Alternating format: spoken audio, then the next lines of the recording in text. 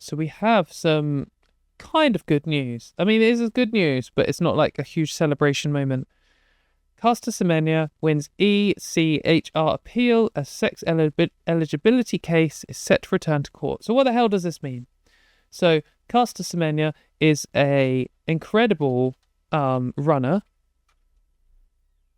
who ran in the Olympics, and she is a cis woman, so she is not trans, and she's like one of the fastest people in her category, fastest women in her category ever. But she is also intersex, and she was allowed to run in some events, and then she wasn't allowed to run in those same events, but she was allowed to run in some different ones, and then they tried to force her to take hormones against her will in order for her to compete. So as this says, the 34-year-old has been unable to compete in her favoured 800 metres since 2019, which was just straight up bullshit. The reasoning for banning her or forcing her to take hormones was just like unjustifiable. So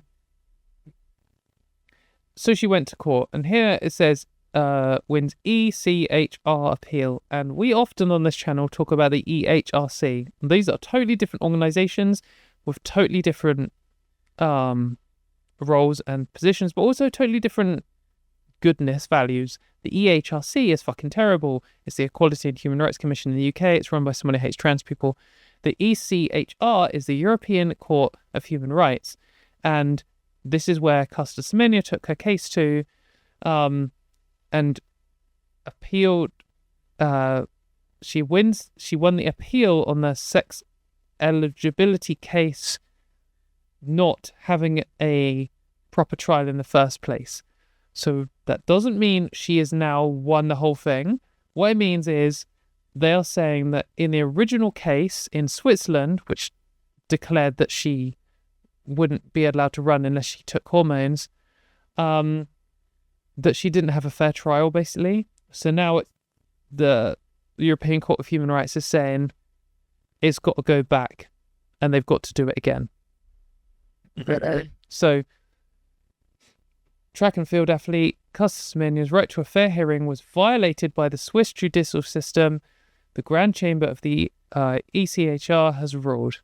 The 34-year-old has been unable to compete in the 800 metres since 2019 following the introduction of limits on testosterone levels for female athletes, and only for female athletes. Semenya was legally identified as female at birth, but has a condition which means her body naturally produces higher levels of testosterone than women without the condition. Which, by the way, is like that sentence. She has a condition which means her body naturally produces higher testosterone than women without condition. It's true for lots of conditions, including like polycystic ovary syndrome. And I sure hope that they aren't banning all women with polycystic ovary syndrome from the Olympics. They aren't.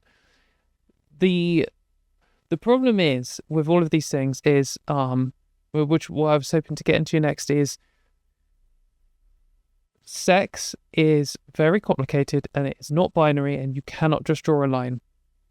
And them just attempting to solve all of their problems by just coming up with a testosterone limit just naturally excluded some cis and some trans women in a way that it just shouldn't.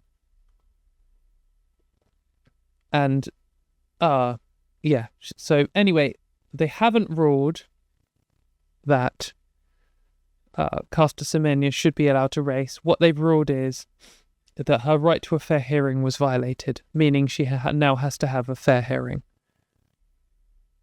She was unsuccessful in challenging World Athletics rules and the Swiss Federal Court, but in July 2023, a lower chamber found her rights had been violated by the Swiss government because it had failed to provide sufficient safeguards for her complaint to be examined effectively.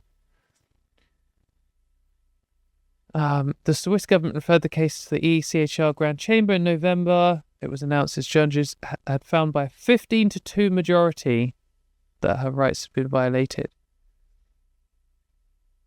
So this is positive. I'm pleased that this has gone this way, because it could have gone the other way and then she would have been in a bad situation.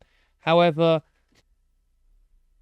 she didn't win as much as we're hoping she will win in the future. And now she's got to go through more legal stuff, so this is kind of bullshit. So yeah, the Grand Chamber ruled by a majority of 13-4 that complaints under Article 8, so this is the article that gives trans people all their rights, basically, right to respect for private life, and Article 13, right to an effective remedy, and Article 14, prohibition of discrimination, were inadmissible. It found Semenya did not fall within Switzerland's jurisdictions in the respect to those complaints. So, I mean, this feels like a very specific legal argument rather than saying intersex people aren't covered by the right to private life or something like that. So that is why it's just going back to the Swiss court rather than being resolved at this stage. But here, an associate professor in specialising in sports law has said prior to the Semenya decision being handed down that it would be a pivotal moment for how sports engages with human rights in its rulemaking. I don't think this is a nothing case. I think this is definitely very positive, but I don't think this is a big victory, like a grand win. It's just good, and it is a big relief that it wasn't bad. So, the introduction of these tests are designed to ensure only athletes found to be biologically female can compete in the female category, effectively banning trans women and some intersex women or people with DSDs. So they did basically say, here's the rules for what counts as a real woman, and she doesn't meet it even though she is a real woman, which is disgusting, really.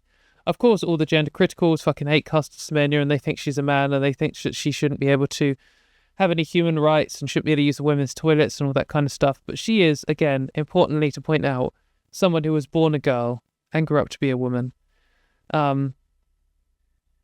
And there's no reason why she should be banned.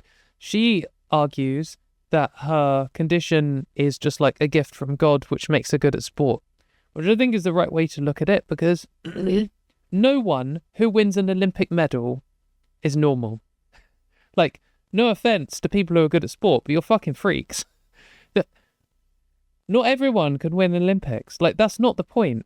It already selects for people who are genetically superior in those things. And in fact, Caster Semenya might be one of the best runners in the world, but she's probably terrible at other Olympic sports because she happens to be gifted in one thing and not in the other, because no one's like superhuman.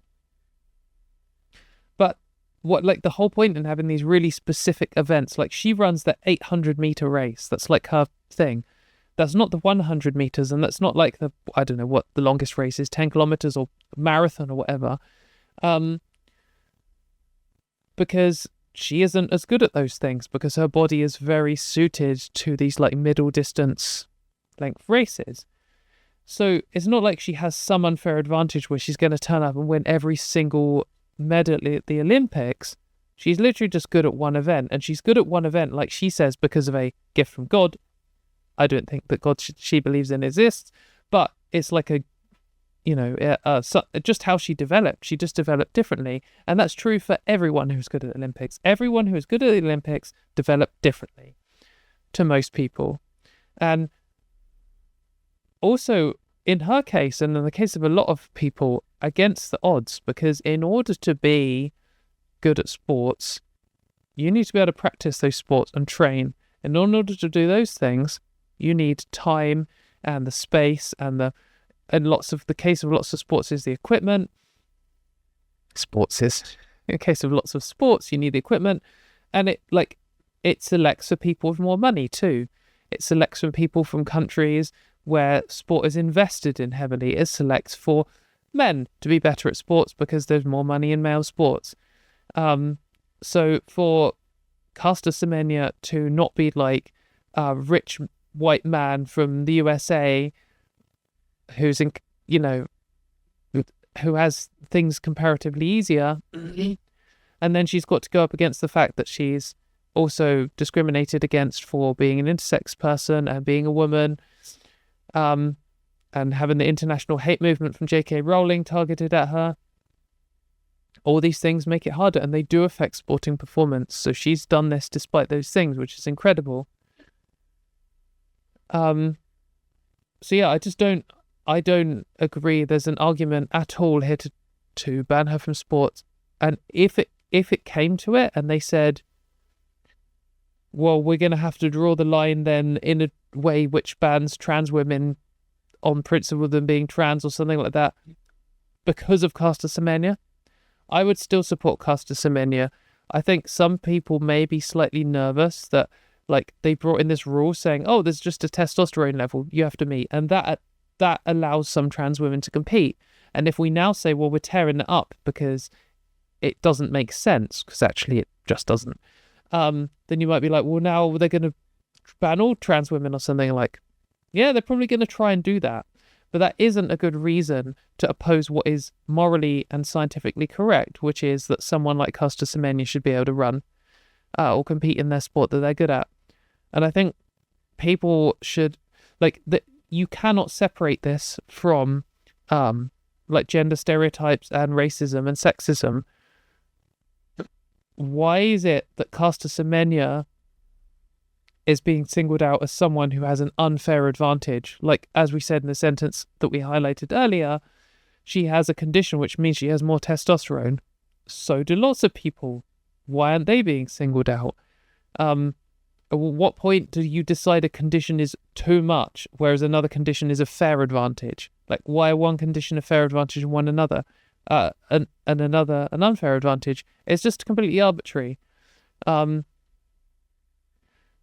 Which is why I think it's bullshit. But that does stumble onto the ultimate issue with sports like this is sex itself is not binary, and eventually with enough time you will have people who are harder and harder to place in one category or the other, in the case where you only have two categories, and you're either going to have to regulate that or let them choose. That's like the only two options. And if you regulate that, it's got to be on something you can measure.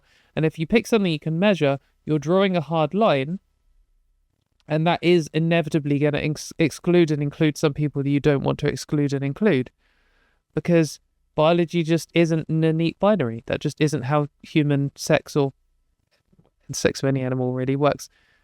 But particularly human sex here, because that's what's relevant, obviously. That just isn't how it works. And it's just like trying to draw a line between two colours when one fades into another. Like, I might get this up just to make it easier to explain. So I'm just going to get up the image editing program that I use for making the thumbnails for my videos. This is GIMP, which I don't know why it's called that. I do know why it's called that. It's the GNU image manipulation program. It's a garbage name. It's literally called GIMP. It's like Photoshop, but free. It's fine. I think it's all right. So the reason I was going to use this was just to show this, like when colours merge into each other. If we pick two colours, and I'll try and pick two that aren't going to affect colourblind people. So if we pick like red and purple, not red and green, oops.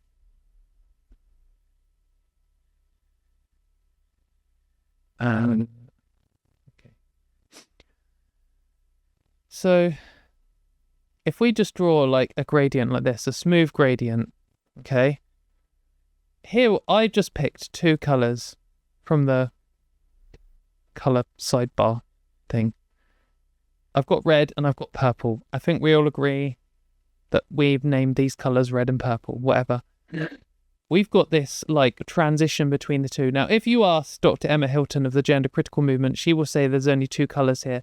But I think everyone else, every rational person, will agree that there's no point along here which you could draw a line. If you wanted to draw a line between these two and say everything on one side is red and everything on the other side is purple, like where the hell do you draw it? Like, well, I guess you might want to draw it in the middle. We draw this line, but then like, what, is this area here really red? No, I mean, I don't know if this is super obvious, but there's nowhere to draw this line where you can reliably say everything on one side is red and everything on the other side is purple. What's the difference between those two? It's just completely arbitrary. The reason why colour isn't necessarily a good analogy for sex is because sex isn't one-dimensional. What does that mean? This here that I've just drawn is one-dimensional. That means that it goes from one value to another value, and there's only one property that changes. We've got like colour here, and it's going from red to purple, and it goes through a bunch of other colours. But sex isn't like that. It's not like you have male on one side, a female on the other side, and there's just this sliding line. It is multi-dimensional. What does that mean? That means that it's basically like, here you have one property, colour. But in terms of sex, you have hundreds of properties. You have some obvious ones like genitals and gonads. For example, if you split on genitals and gonads, with genitals you have a penis and you have a vagina, but you do kind of have a sliding scale between the two. There are ambiguous genitals where you're like, you can get examples of along the kind of spectrum of those two things. But for some other things, other aspects of sex, you can't really do that. For example, chromosomes. In terms of chromosomes, you have X and Y in various combinations. XX, XY, XXY, XO, XXXY. There's a bunch of different combinations, but you don't really kind of have this gradient between XX and XY. That's not really how it works. But all of these things add up, and it suddenly gets very complicated. But the point I'm trying to make here is, at least some sex characteristics are a spectrum like this, and at least some aren't. None of them are binaries. But when we come to classifying sports, we do end up kind of with a situation similar to this, where we're going to have to draw a line if we want just two categories and if we want to police it. And when we draw this line, I mean, if you kind of abstract it to colour with something like this, you say, okay, well, we want to protect the red category. So we're going to say, in order to be allowed to play in a red category, your like RGB values can be no greater than this. And that might draw like a perfect line down here. And as soon as you do that, you're going to have some people here who the purple phobes or whatever, the red phobes, I can't remember what, the colour phobes, the people who fucking hate people who aren't at one end or the other, they're going to complain about these people being allowed. And the people here are going to be like, why the fuck are they allowed when we're basically no different? This doesn't seem fair. You're always going to end up with these exceptions. But I think why it's so different with sex is, in this case, it's very obvious that there is this like non-discrete change between the two. It doesn't just go red switch, hard switch to purple. And that's because, like, that's very clear, but that's because I drew this in a way which, like, exaggerated this. That was the point. I stretched it over a long way.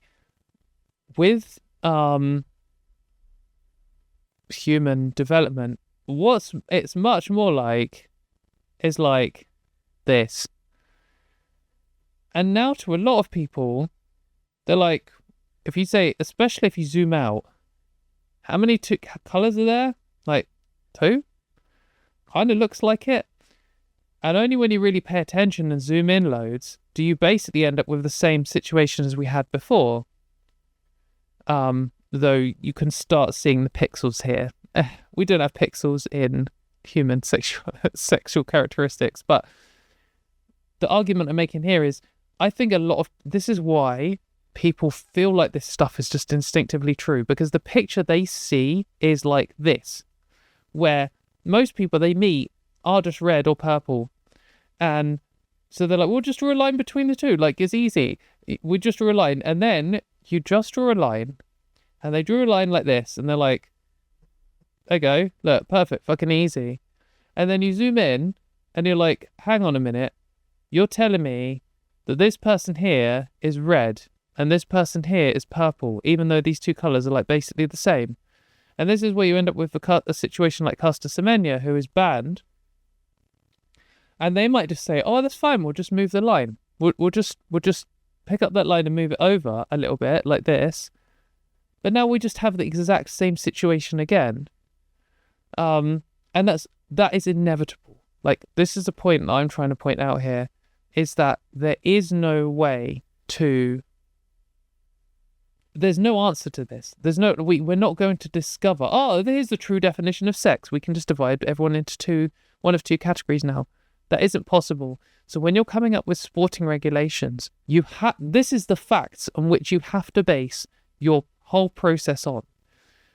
If you're like, okay, we want to come up with regulations which, whatever trans people, whatever intersex people, you have to start with the facts. And the first fact you have to start with is sex is not binary, and any categorizations you do have to be arbitrary. And that means that you are, if you have strict categories, gonna end up having people on the borders of things.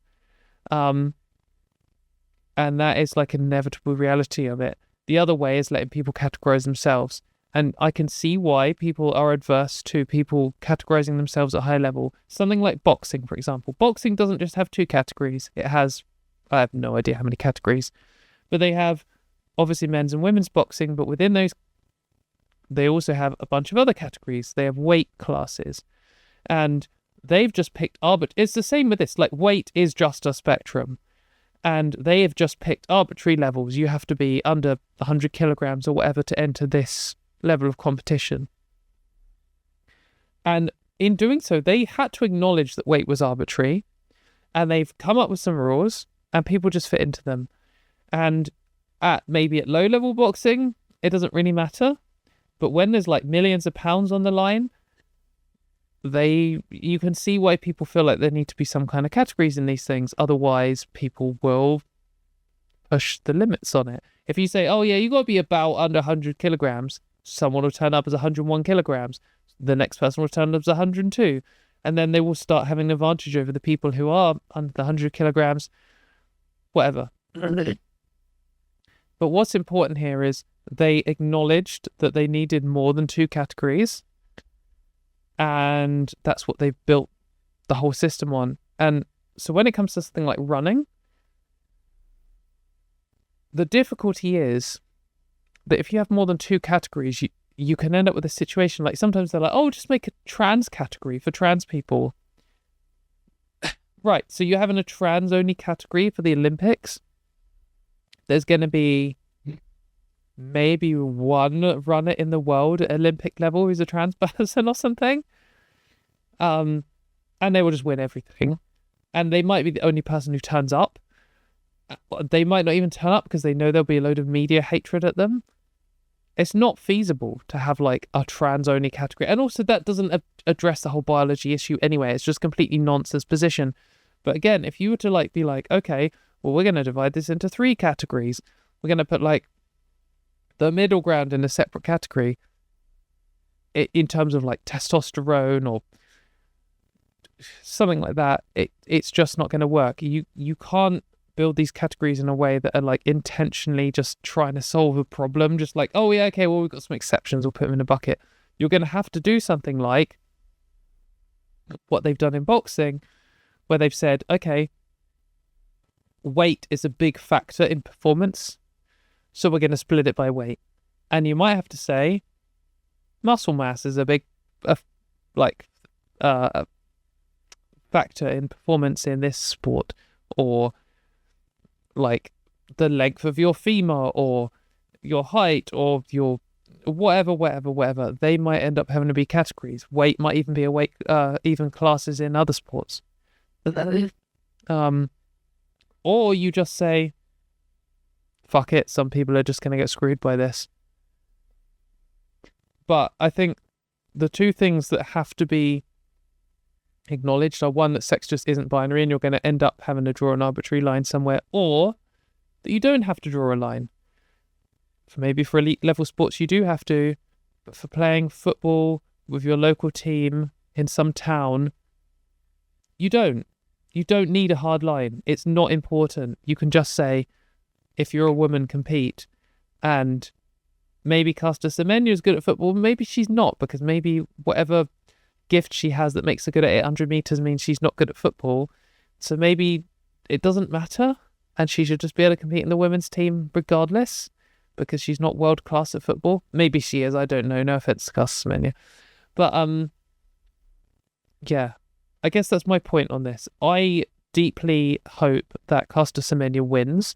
I hope that she gets full compensation. I hope that people, like women like her, are able to run in the future.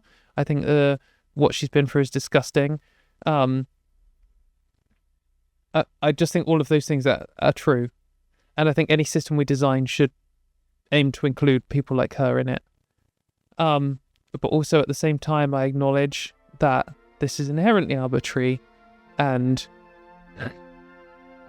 we're going to have to continuously be editing these lines, but we just have to accept that sex isn't binary in order to do that. That's my position. So congratulations to Caster Semenya. I hope she wins her next thing.